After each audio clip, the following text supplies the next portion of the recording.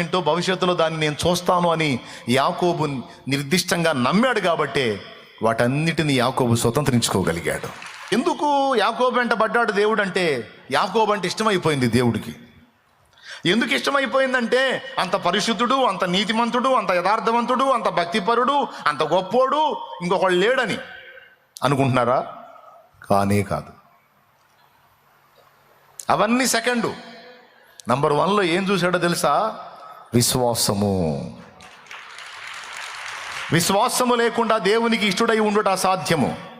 Hebrew పత్రిక 11:6.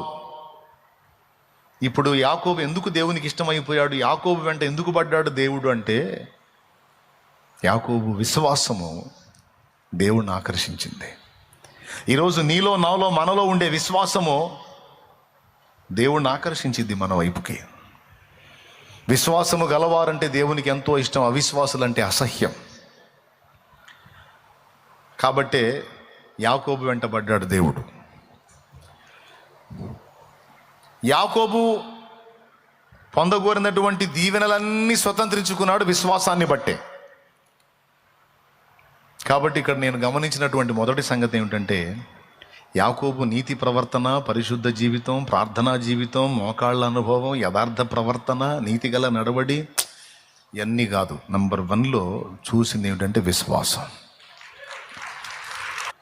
ఇప్పుడు ఇక ముందు చెప్పినవేమి అక్కర్లేదా అని అడగండి. మీకు డౌట్ వచ్చిందా? వచ్చిందని నాకు తెలుసుగా. ఇప్పుడు పరిశుద్ధ జీవితం, ప్రార్థనా జీవితం, మోకాళ్ళ జీవితం, నీతిగల ప్రవర్తన, యథార్థమైన నడవడి, దేవుని యందు భయభక్తులు, క్రమమైన జీవితం, ఇవన్నీ అక్కర్లేదా? జస్ట్ విశ్వాసం ఉంటే చాలా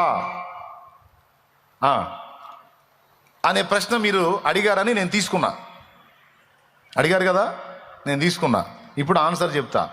ఇవన్నీ కావాలి, కానీ వీటన్నిటికంటే నంబర్ 1 మెయిన్లో ఉండాల్సింది విశ్వాసమే. ఈ విశ్వాసం అనేది ఒక్కటి మన దగ్గర ఉంటే, దాన్ని ఒక్కదాన్ని ఆధారం చేసుకొని దేవుడే మన వెంట పడతాడు. నేను చెప్తున్నా, పక్క. నీ పరిశుద్ధతను చూడడు, నీతిని చూడడు, యథార్థత చూడడు, భక్తి చూడడు, ఏం, విశ్వాసం ఒక్కటి ఆధారం చేసుకుని నీ వెంట పడతాడు.